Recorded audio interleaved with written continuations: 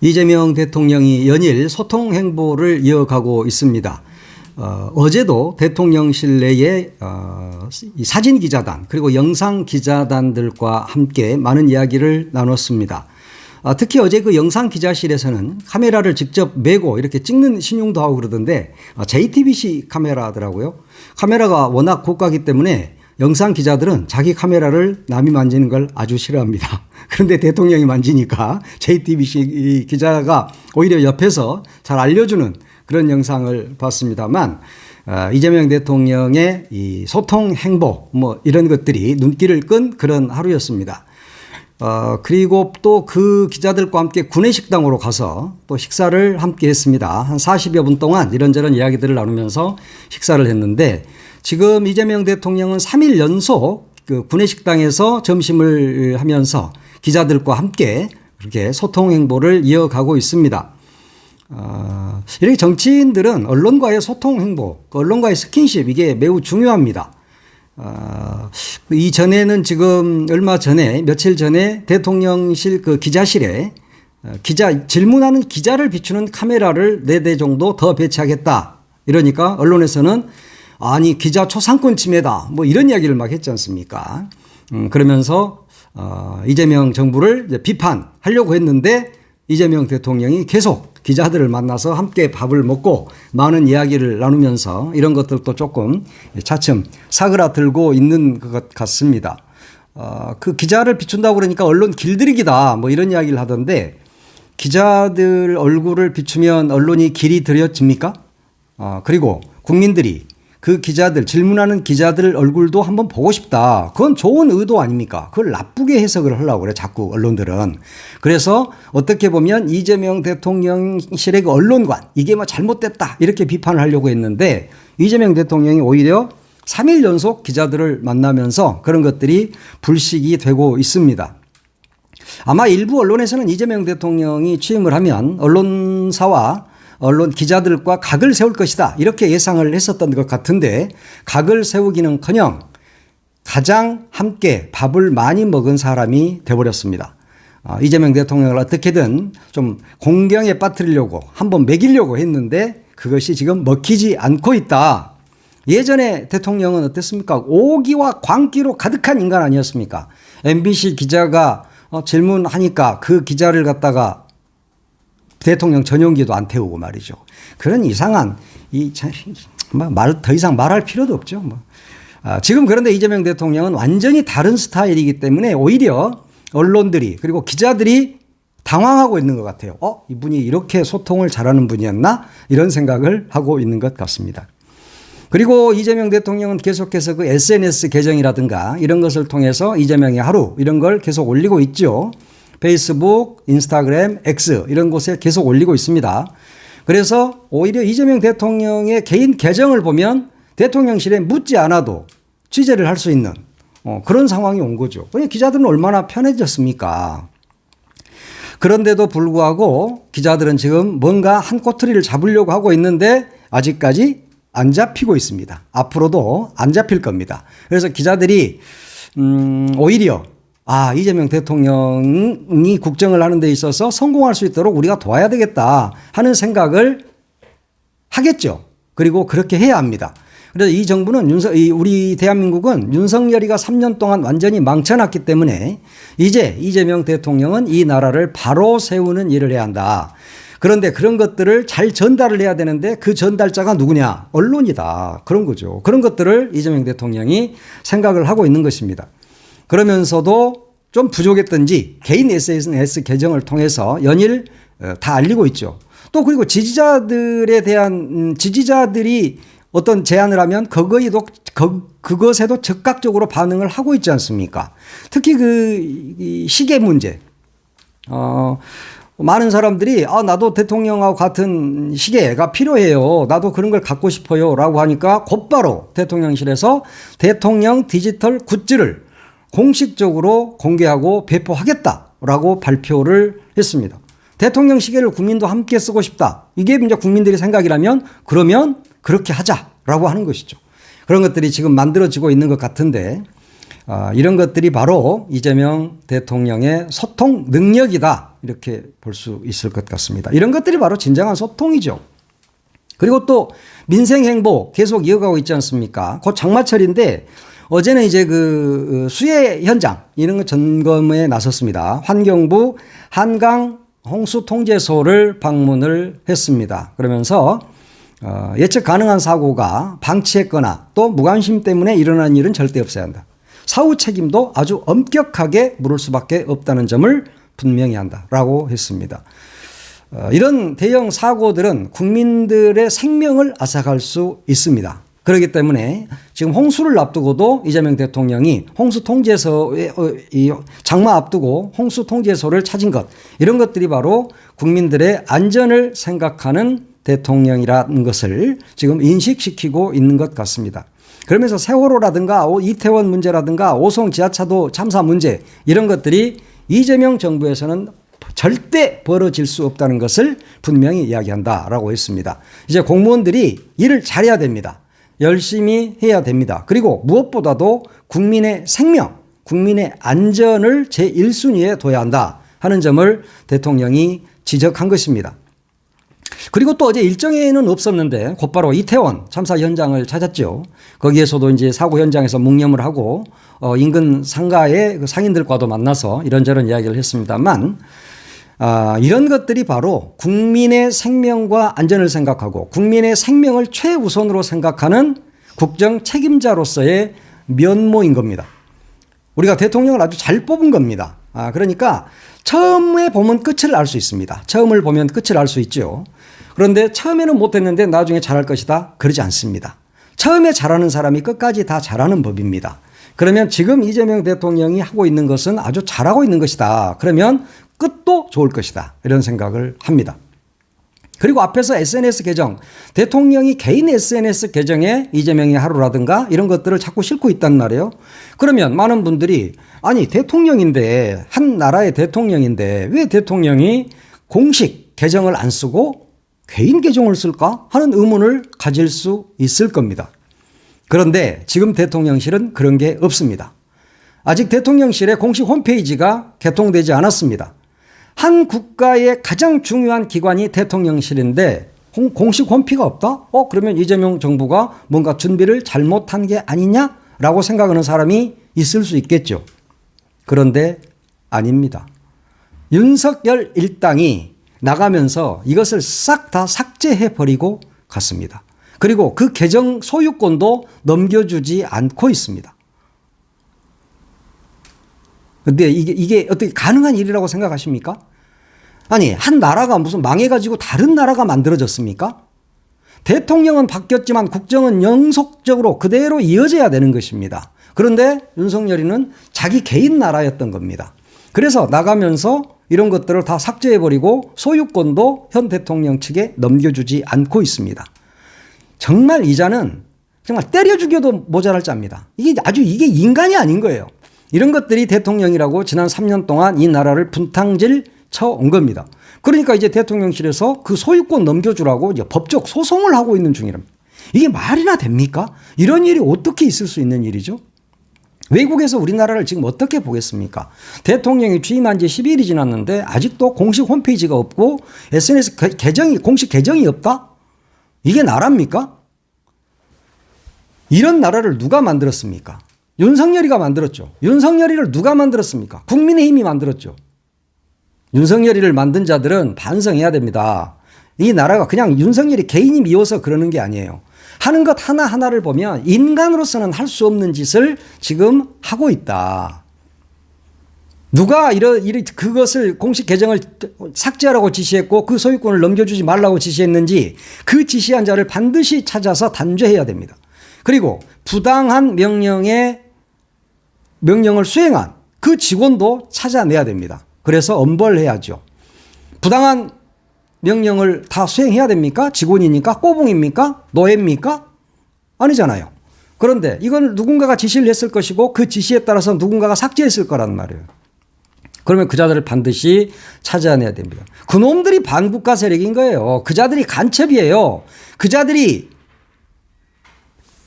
김정은이 지시받고 그랬나 하는 것도 조사를 해봐야 됩니다. 이런 것들이 반국가 세력인 것이지 누가 반국가 세력입니까?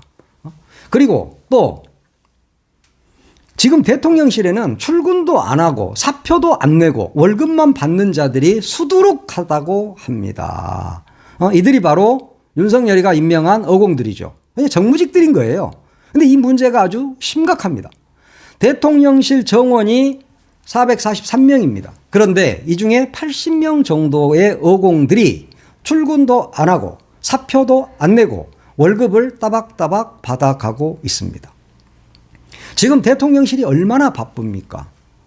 인사검증 등등등 해서 모든 것을 다 새롭게 구축을 해야 되기 때문에 엄청나게 바쁜 상황인데 지금 이자들이 출근도 안 하고 사표도 안 내기 때문에 이재명 정부에서 대통령실 직원을 임명을 못하고 있습니다. 뽑지 못하고 있는 상황입니다. 그래서 지금 직원들이 며칠 전에는 과로로 쓰러지는 일까지 있었지 않습니까? 왜 이런 일이 벌어집니까? 한 80여 명 정도가 사표를 안 내. 그리고 월급은 받아가고 일은 안 해. 나오질 않아. 대통령실에. 그러니까 당연히 업무 과중 현상이 일어나는 겁니다. 면직해야 되는데 이제 면직 절차가 진행되고 있는 것 같습니다. 면직 정도로 끝나서는 안 될 것 같고 파면을 해야 될 것 같아요. 파면. 이자들은 파면해야 됩니다.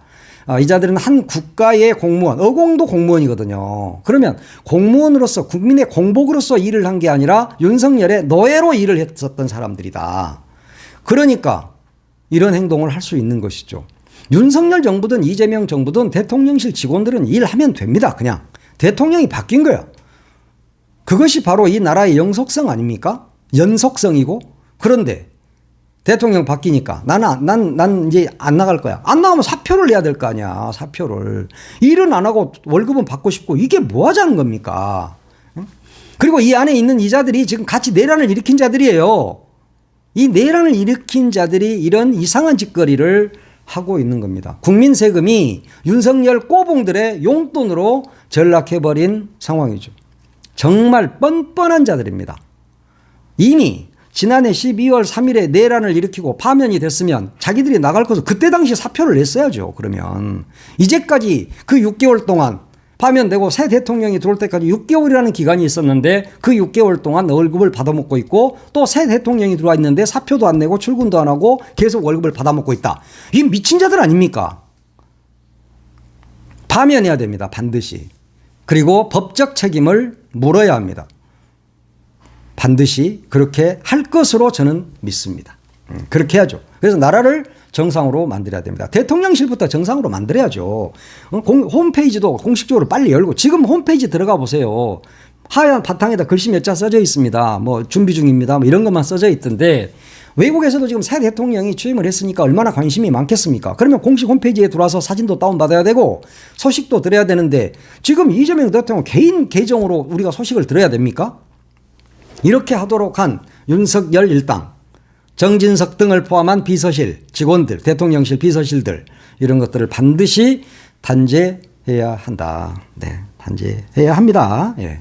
그리고 계속 그 임명 전부터 문제가 됐고 임명 후에도 말이 많았던 오광수 민정수석 이 사람이 이제 사의를 표명했고 대통령이 그 사의를 받아들였네요. 국정에 부담을 주고 싶지 않다 뭐 이러면서 사의를 표했다고 그러는데 이 사람은 재산상의 문제도 있었지만 사실은 검찰 특수부 검찰 출신이라는 것도 그동안에 임명 전부터 문제가 돼 왔습니다. 특수부 출신이고 대검 중수부에서 일을 했었죠. 그래서 오 수석이 과연 검찰 개혁을 할 수 있겠느냐 그런 의문을 가졌었는데 대통령실에서는 오 수석이 하는 게 아니라 검찰 개혁은 법으로 하는 것이다 이러면서 이제 오 수석을 계속 옹호를 했었는데 결국 오광수가 이제 물러나게 됐습니다. 본인이 사의를 표한 것도 아주 잘한 거고 대통령이 그것을 또 받아들인 것도 잘한 것이라고 봅니다. 아니 대한민국 이 땅에 정무수석 할 사람이 오광수 하나밖에 없겠습니까? 물론 대통령은 뭔가 다른 뜻이 있었겠죠. 오광수라는 칼을 통해서 제대로 일을 해보고 싶었겠지만 국민들이 그건 아니잖아요. 오광수는 아니잖아요. 라고 이야기를 하니까 대통령이 또 그 국민들의 뜻을 받아들인 것 같습니다. 아주 잘한 인사다. 뭐 이렇게 봐야 되겠죠. 이런 것들 하나하나가 이재명 정부가 국민의 목소리를 듣고 그것을 국정에 반영하고 있다 하는 증거이기도 합니다. 예. 그리고 또 어젯밤에, 밤 11시 9분에, 밤 11시가 넘어서야 3대 특검을 임명을 했습니다. 예. 내란 특검은 민주당이 추천한 조은석, 그러니까 전 감사원장 권한대행이죠. 감사위원이었는데 이 사람이고, 김건희 특검 역시 민주당이 추천을 했죠. 민중기 전 중앙지방법원장의 판사 출신이에요. 그리고 최혜병 특검은 조국혁신당이 추천한 이명현 전 국방부 검찰단 고등검찰부장입니다. 가장 중요한 게 내란 특검이죠. 그런데 이자가 조은석입니다.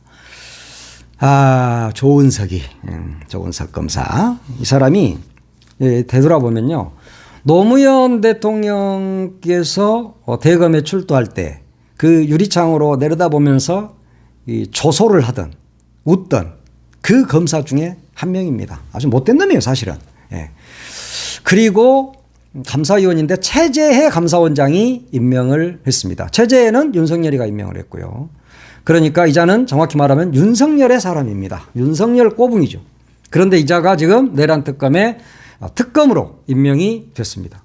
이자를 누가 추천했냐? 민주당이 추천했습니다. 예. 민주당이 하는 일은 다 잘합니까?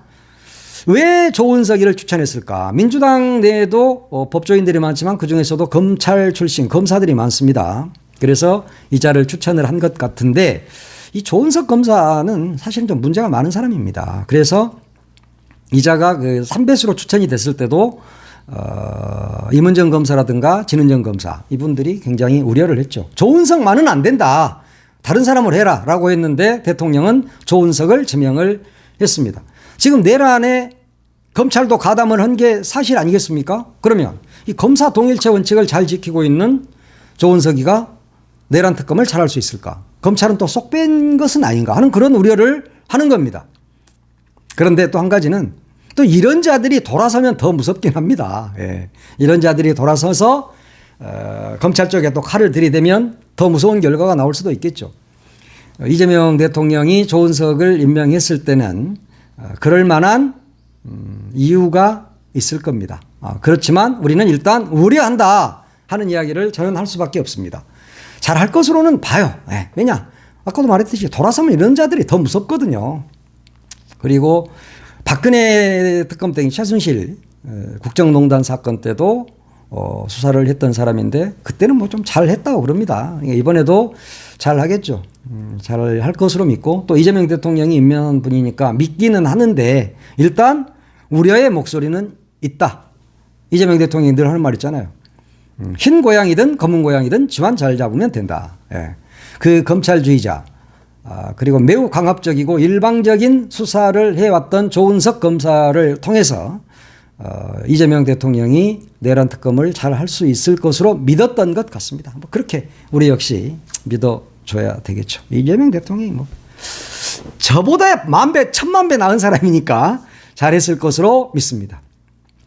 마지막으로 민주당 그 원내대표 경선 김병기 의원과 서영교 지금 세게 붙었더라고요. 그런데 김병기 의원이 좀 앞서가고 있는 것 같습니다. 여러 가지 면에서 의원들 생각도 그렇고 권리당원 생각도 그렇고 제 유튜브에 어제 그 댓글 달린 사람들 중에 대부분이 나 김병기 찍었다.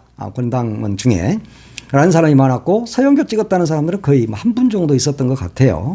하여튼 누가 당정 시너지를 더 낼 수 있는 사람이냐 뭐 이런 것들을 잘 보면 될 것 같고요.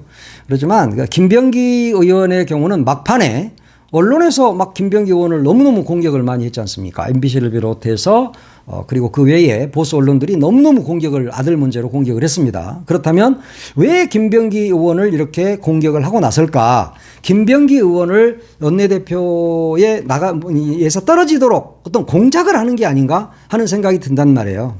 그런 점을 권리당원들이 지금 잘 알고 있는 것 같습니다. 그래서 권리당원들 표가 20%인데 42표에 해당을 한다 그래요. 그래서 국회의원들이 이렇게 나뉜다 하더라도 김병기와 서영교로 나뉜다 하더라도 권리당원들이 김병기다. 언론들이 공격하는 게 좀 이상해. 김병기가 되면 큰일 나는 뭐가 있는 것 같아. 그렇다면 우리는 김병기를 선택해야 되겠다. 이렇게 생각을 한다면 김병기 의원이 당선이 될 것 같습니다. 그렇지만 국회의원들 생각은 몰라요.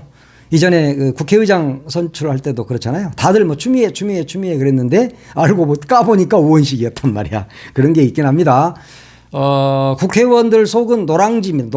노랑지가 딱 앉아 있어. 자기 생각도 말하지도 않고 이러면서 또 무슨 짓을 할지는 모르겠지만 지금 여론 추이로 보면 김병기 의원이 매우 유리한 쪽으로 흘러가고 있다. 오늘 오후 3시까지 권리당원들 투표가 있습니다. 안 하신 분들은 투표 잘 하셔서 이재명 정부를 뒷받침할 여당의 원내 사령탑 잘 뽑아야 할 것 같습니다. 네, 오늘은 여기까지 하겠습니다.